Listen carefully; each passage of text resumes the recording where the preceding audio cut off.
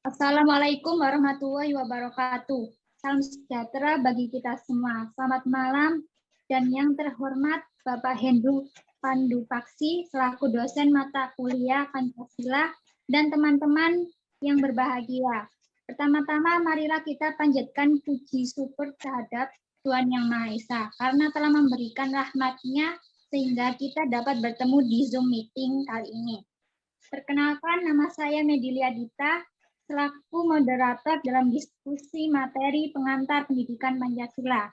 Berikut adalah anggota kelompok kami dari DS 0202. Yang pertama yaitu saya sendiri Medilia Dita Dwi Dimastia, yang kedua Azalia Finda Sabrina, ketiga Helga Fadil Raditya, keempat Muhammad Abid Admira Jasa, kelima Kiranitsi Sania Karwut, keenam Kalista Gea Ardani, ketujuh Yusril Ihsan Nurijal, 8 Yosef Friden Baniwoju, 9 Iputu Krisna, 10 Muhammad Fadil Alfiano, 11 Galuh Handini.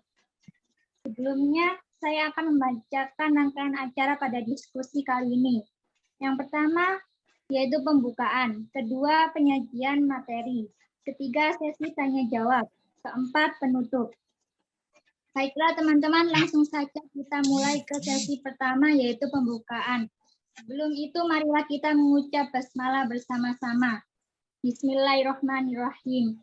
Bismillahirrahmanirrahim. Selanjutnya kepada penyaji materi, waktu dan tempat saya persilahkan. Kalista Gea. Oke. Saya Kalista Gea Ardani, saya akan mempresentasikan tentang pengertian pendidikan Pancasila. Bentar. Pendidikan Pancasila itu, nggak bisa? Apa itu pendidikan Pancasila? Pendidikan Pancasila itu, apa itu pendidikan Pancasila? Pendidikan Pancasila adalah pendidikan yang membuat moral bangsa menjadi baik. Kalian tahu nggak sih apa kalau dulu kan kalau dari SD itu kita udah belajar Pancasila. Nah, pasti semua itu mikirnya Pancasila itu kayak tentang UUD, terus pasal-pasal. Nah, tapi sekarang itu kita belajar tentang apa pendidikan Pancasila itu.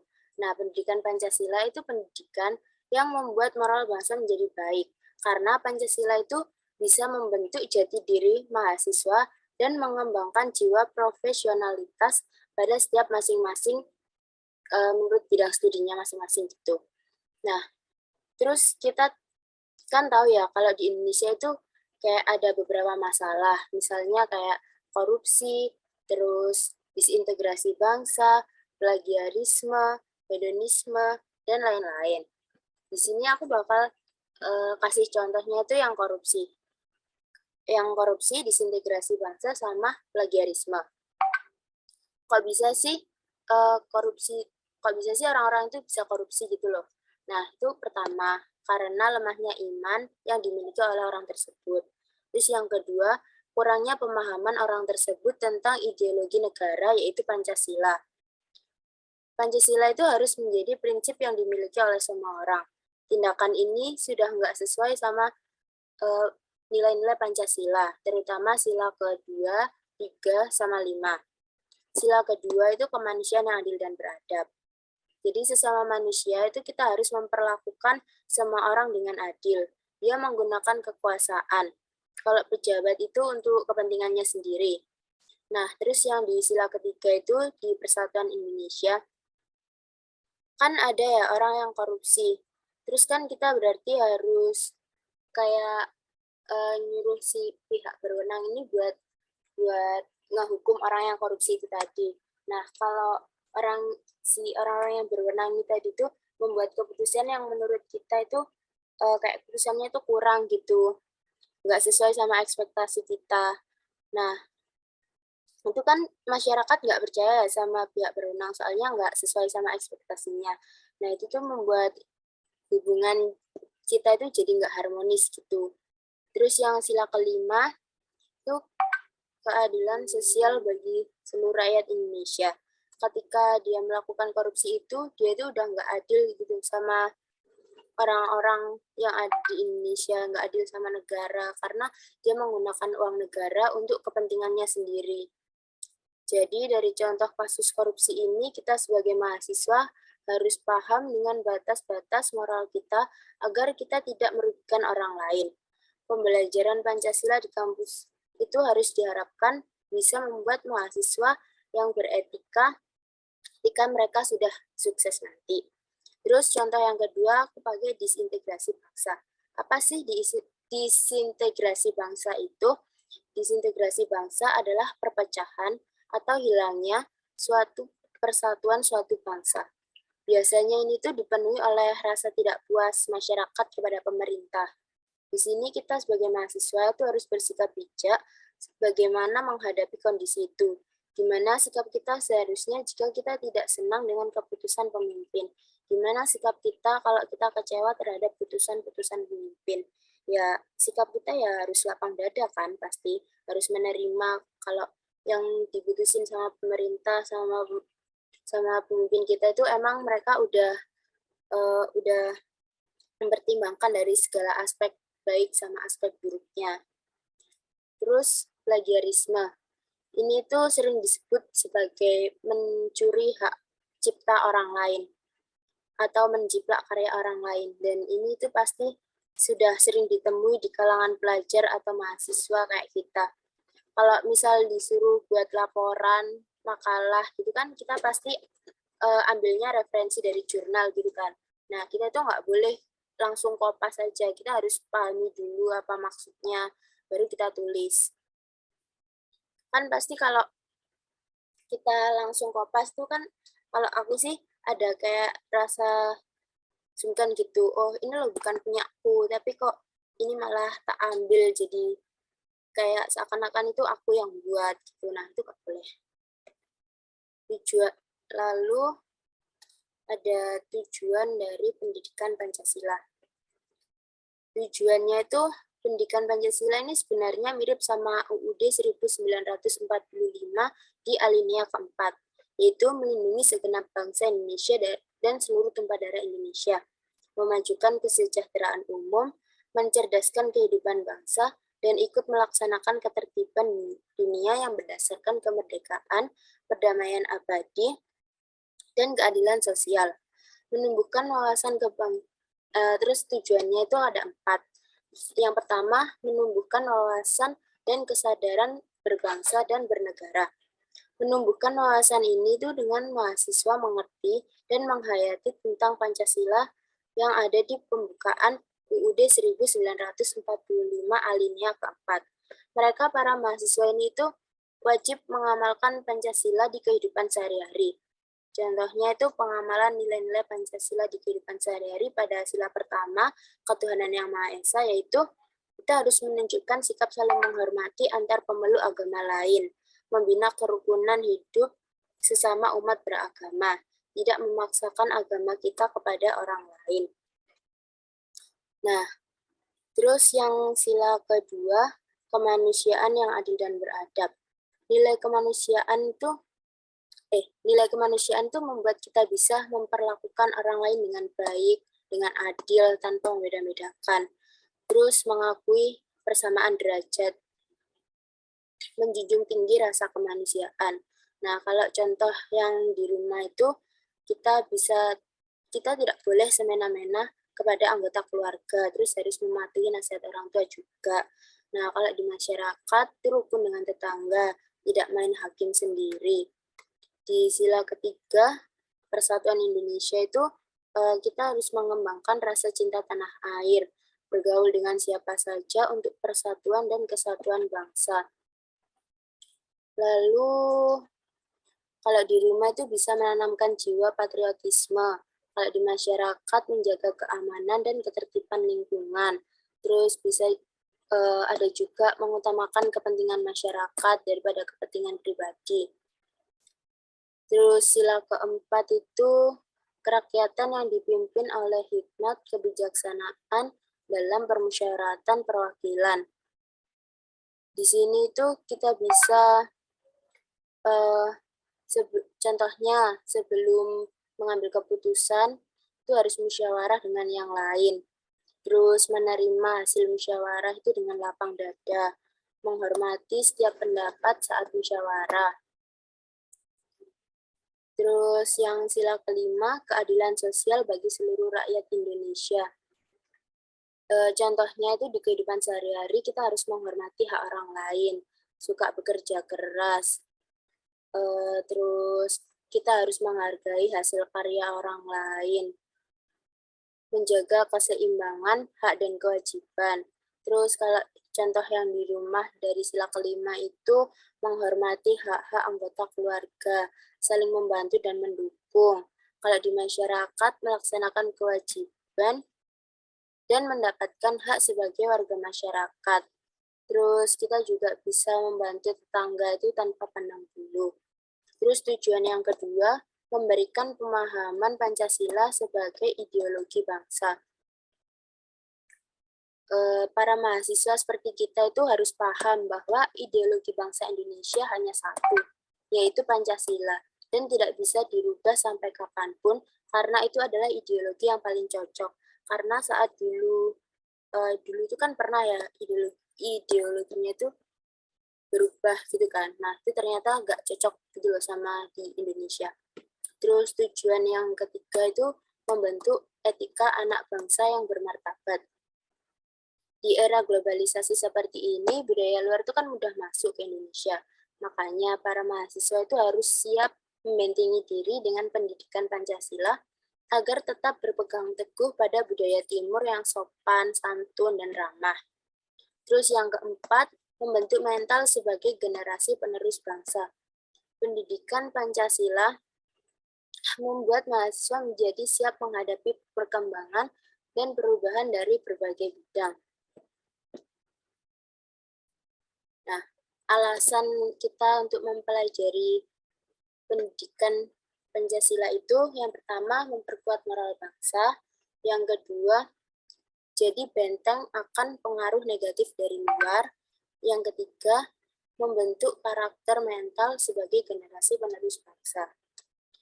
Nah, materi yang dipelajari itu ada 4. Yang pertama, landasan histori. Yang kedua, landasan kultural. Yang ketiga, landasan yuridis. Yang keempat, ada landasan filosofi. Yang pertama, landasan histori. Pernah kan dengar Pak Karno bilang itu jas merah? Nah, arti jas merah itu jangan sekali-sekali melupakan sejarah. Orang-orang juga kan bilang kalau pengalaman itu adalah guru terbaik.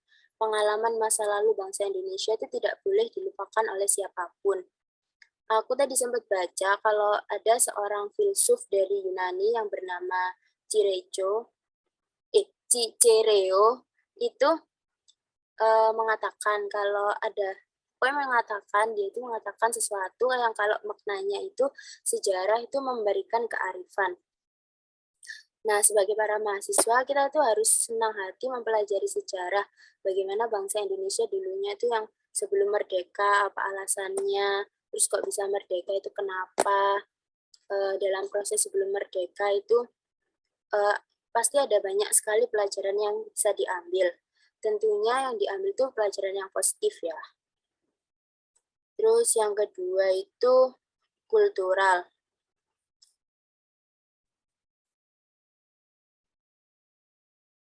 Landasan kultural maksudnya. Bahwa Pancasila itu sendiri memiliki definisi sebagai salah satu pencerminan dari budaya bangsa. Sehingga kita seharusnya mewariskan ke generasi selanjutnya. Nah ya kalau secara kultural unsur Pancasila itu terdapat pada adat istiadat, tulisan, bahasa, slogan, kesenian, kepercayaan, agama, dan kebudayaan Indonesia secara umum. Terus yang landasan yuridis itu kayak hukum gitu. Landasan Pancasila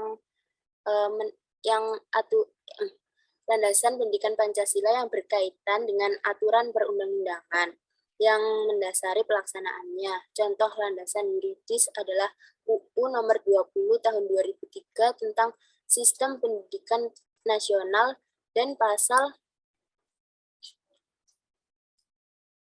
31 ayat 1 Undang-Undang Dasar 1945 yang menyatakan bahwa setiap warga negara itu berhak mendapatkan pendidikan. Terus yang keempat itu ada landasan filosofi. Menurut Panji Setijo dalam buku Pendidikan Pancasila, Perspektif Sejarah itu landasan filosofi adalah filsafat Pancasila sebagai bagian dari pendidikan nasional. Pancasila sebagai dasar negara tercantum dalam pembukuan UUD 1945. Ini itu tidak hanya menjadikan Pancasila sebagai landasan pemerintahan negara, melainkan turut melandasi sistem pendidikan nasional.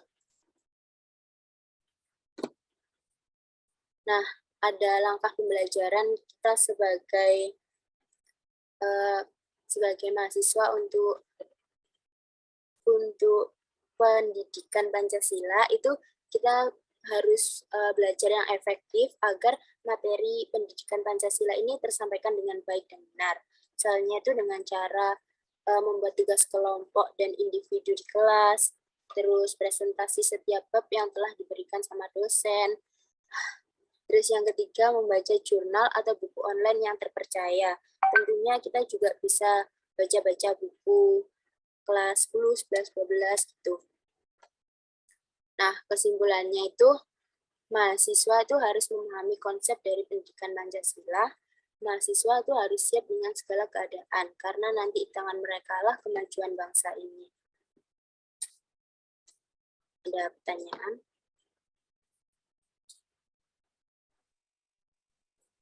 Baiklah, kali ini akan memasuki sesi tanya-jawab. Silakan yang ingin bertanya.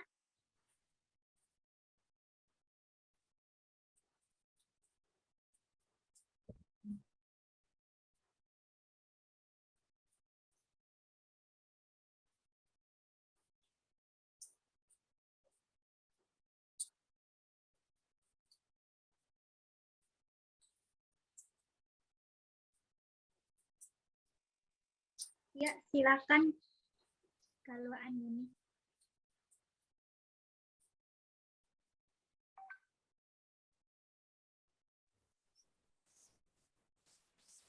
Oke, jadi saya mau bertanya, kan anak muda zaman sekarang gampang terpengaruh dari media. Nah, agar kita dapat terpengaruh oleh ideologi selain Pancasila yang disebarkan oleh media itu bagaimana ya? Terima kasih. Oke, kalau ideologi selain Pancasila masuk ke Indonesia itu kan nanti Indonesia jadi terpecah ya, karena Pancasila sendiri itu udah mengandung nilai khas bangsa Indonesia, yang yakni itu mencerminkan hakikat, asal, tujuan, nilai, serta arti dunia seisinya, khususnya manusia dan kehidupan secara perorangan maupun sosial. Apa udah terjawab? Ya, sudah. Terima kasih. Oke. Selanjutnya Muhammad Fadil. Baik, Kak, izin bertanya. Kita tahu sendiri bahwasannya remaja juga adalah generasi yang sedang tergerus oleh sektor-sektor atau ideologi-ideologi dari luar gitu. Jadi bagaimana strategi nih untuk kita agar bisa menyelamatkan generasi bangsa terhadap Pancasila itu terhadap demi menjaga nilai-nilai Pancasila tersebut itu, Kak. Terima kasih.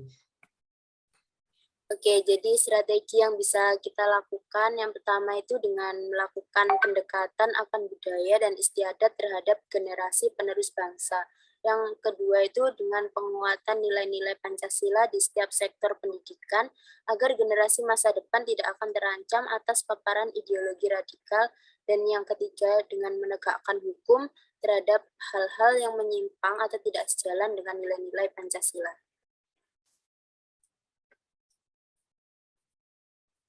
Terima kasih. Ada lagi yang mau nanya? Ya, selanjutnya Helga Fadil. Oke, saya izin bertanya, apa yang akan terjadi jika Pancasila tidak direalisasikan dalam kehidupan sehari-hari? Oke, apabila Pancasila itu tidak menyentuh kehidupan nyata, tidak akan kita rasakan wujudnya dalam kehidupan sehari-hari. Maka lambat laun kehidupan itu akan kabur dan kesetiaan kita terhadap Pancasila itu akan luntur. Mungkin nanti Pancasila hanya akan tinggal dalam buku-buku sejarah. Apabila ini terjadi, maka segala dosa dan noda akan melekat pada kita yang hidup di masa kini, pada generasi yang telah begitu banyak berkorban untuk menegakkan dan membela Pancasila. Baik, terima kasih. Terus, Selanjutnya, Azalia Vinda. Silakan. Jadi izin bertanya, bagaimana analisa Anda tentang nilai-nilai Pancasila dalam kehidupan bermasyarakat masa kini? analisa ya. Oke. Sekarang itu kan banyak masyarakat yang belum menerapkan nilai-nilai Pancasila ya dalam kehidupan sehari-hari. Kenapa kok bisa gitu? Karena mereka itu masih ada aja yang melanggar nilai-nilai Pancasila gitu, baik oknum-oknum tertentu gitu kan pastinya. Nah, hal ini tuh yang menyebabkan Pancasila sangat lemah di zaman sekarang. Apalagi tidak menerapkan nilai Pancasila dalam kehidupan sehari-hari, maka negara kita itu pasti gak akan pernah maju atau bahkan semakin mundur. Gitu. Oke, terima kasih.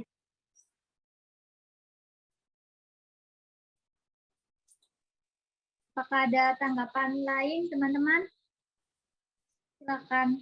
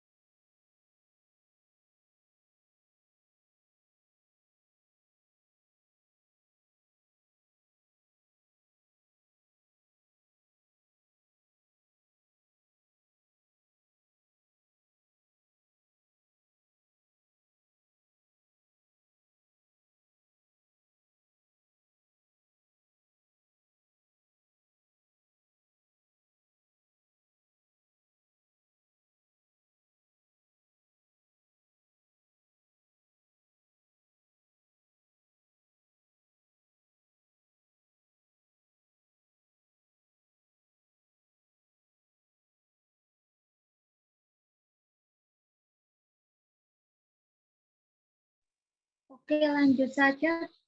Menurut kalian bagaimana sih Pancasila dalam kehidupan sehari-hari?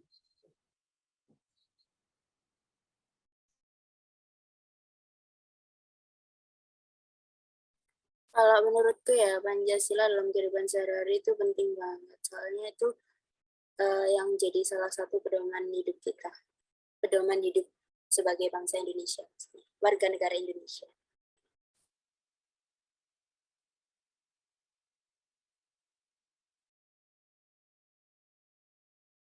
Ayo, apa ada pendapat lain?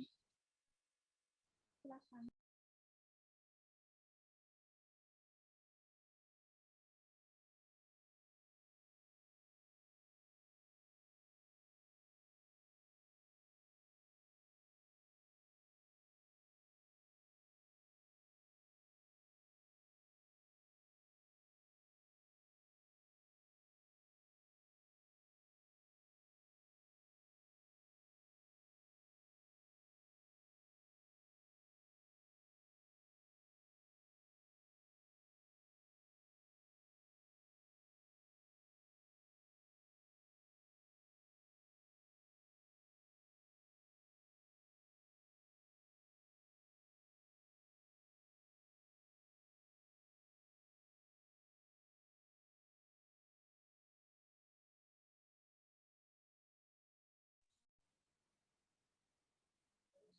Oh iya, semangat Bhinneka Tunggal Ika di dalam pendidikan Pancasila, kalau di kehidupan kampus itu bagaimana sih? Ada yang bisa jawab, silakan.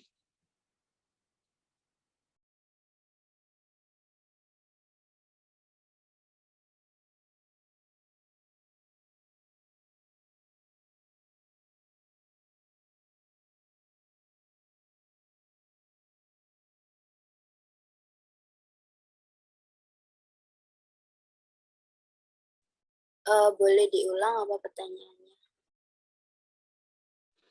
Semangat Bhinneka Tunggal Ika di dalam penyelenggaraan pendidikan Pancasila di kehidupan kampus itu bagaimana?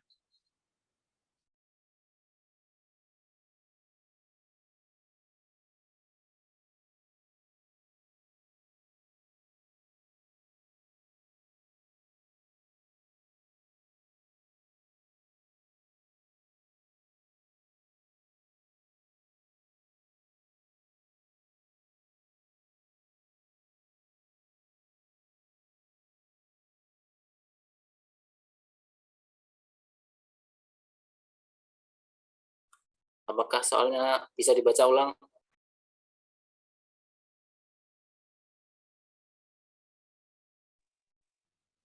Gini, semangat Bhinneka Tunggal Ika di dalam pendidikan Pancasila sewaktu kita di kampus itu pengamalannya bagaimana?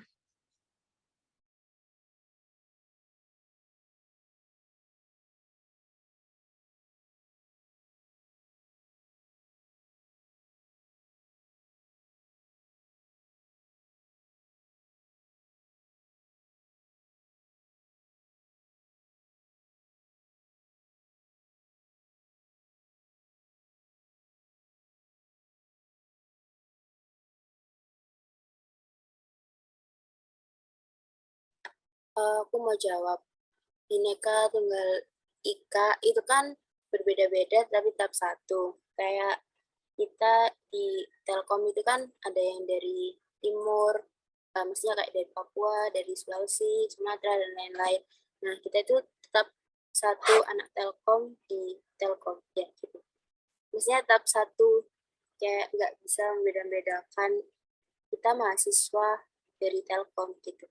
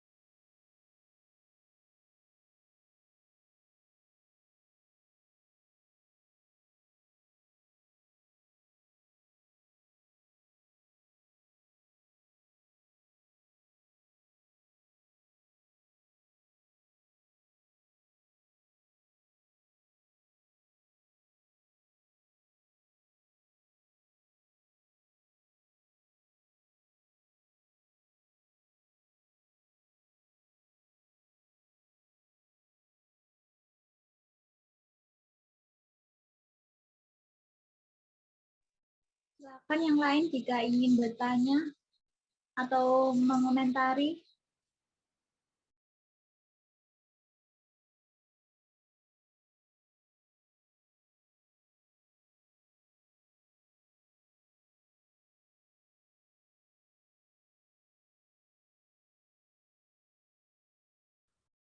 Baik, untuk implementasi sila kemanusiaan eh, itu bisa dilakukan untuk tidak melakukan perilaku bullying pada teman dan mengikuti volunteer kemanusiaan seperti yang dilakukan misal kita bisa atau dan organisasi-organisasi semacamnya.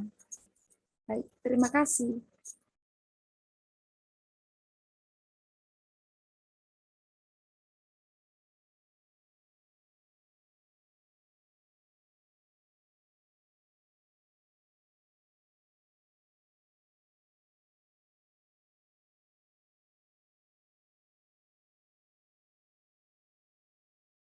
Ya, silakan Friden. Baik, terima kasih atas waktu dan kesempatan yang telah diberikan kepada saya. Saya mohon izin bertanya. Pendidikan Pancasila kan dibuat oleh pemerintah agar anak-anak bangsa, agar kita semua rakyat Indonesia hidup menurut ideologi yang ada. Terus bagaimana dengan teman-teman kita ataupun saudara kita yang merupakan warga Indonesia juga yang hidup di luar negara kita, seperti hidup di negara-negara lain begitu, ataupun seperti mahasiswa atau anak yang bersekolah di luar negeri karena pertukaran pelajar. Di sana kan tidak ada pendidikan Pancasila. Bagaimana cara mereka agar bisa hidup menurut ideologi negara kita? Soalnya kita sekarang mahasiswa sekarang seperti kita yang sekarang hidup di negara Indonesia, walaupun mendapatkan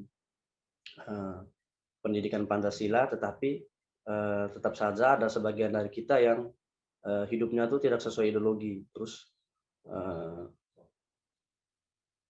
bagaimana dengan teman-teman kita di luar yang tidak mendapatkan pendidikan Pancasila sama sekali? Kira-kira bagaimana solusinya atau tanggapan gitu? Sekian. Oke, aku jawab ya. Pendidikan Pancasila itu emang dibuat agar rakyat itu hidup menurut ideologi bangsa. Tetapi sesungguhnya sebagai rakyat Indonesia itu hidup menurut ideologi itu merupakan keharusan dan kewajiban yang harus dilakukan. Jadi untuk generasi muda yang hidup di luar negeri, kayak ikut orang tua atau lagi sekolah, itu mereka bisa ikut di kegiatan negara seperti kayak menghadiri upacara 17 Agustus di gedung kedutaan atau hal-hal yang lainnya. Gitu.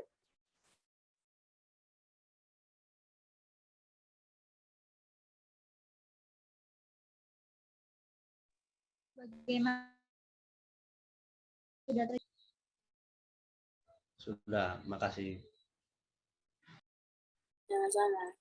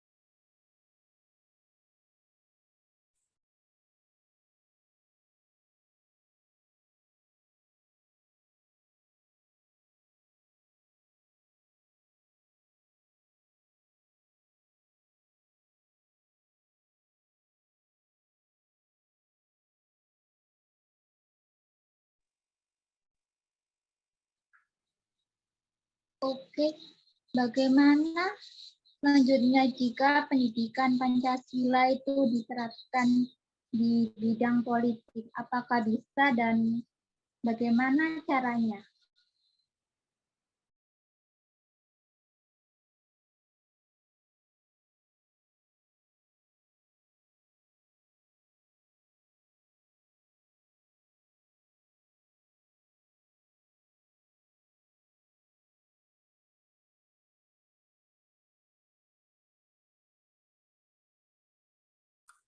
Oke, saya izin menjawab untuk perwujudan nilai-nilai Pancasila di bidang politik, yaitu pengembangan lembaga-lembaga negara, yaitu contoh sebelum era reformasi, MPR adalah lembaga tertinggi negara yang membawai lembaga tinggi negara seperti DPR, MA, MK, BPK, dan BPA. Setelah reformasi, tidak lagi ada lembaga tertinggi negara dan MPR menjadi setara dengan lembaga tinggi negara lainnya. Dengan persamaan kedudukan ini, semua lembaga tinggi negara diharapkan dapat saling mengawasi dan mengoreksi. 2, yaitu pengembangan hak asasi manusia sesuai nilai-nilai Pancasila. Saat Undang-Undang Dasar 1945 diamandemen, pasal-pasal tentang hak asasi manusia dimasukkan ke dalam dasar negara tersebut pada pasal 28A sampai 28C sebagai perwujudan nilai-nilai Pancasila di kehidupan politik Indonesia. Sebab sistem politik Indonesia pada dasarnya menjunjung tinggi hak asasi manusia. Seiring peristiwa hak asasi manusia di Indonesia dan perkembangan zaman, dilahirkan Undang-Undang baru tentang hak asasi manusia pada Undang-Undang Nomor 39 Tahun 1999 yang disahkan Presiden B.J. Habibie. Undang-Undang 11 bab dengan 106 pasal ini diharapkan memenuhi kebutuhan hukum tentang semua masalah hak asasi manusia yang mungkin terjadi di kemudian hari. Terima kasih. Baik, terima kasih Yoga atas penjelasannya.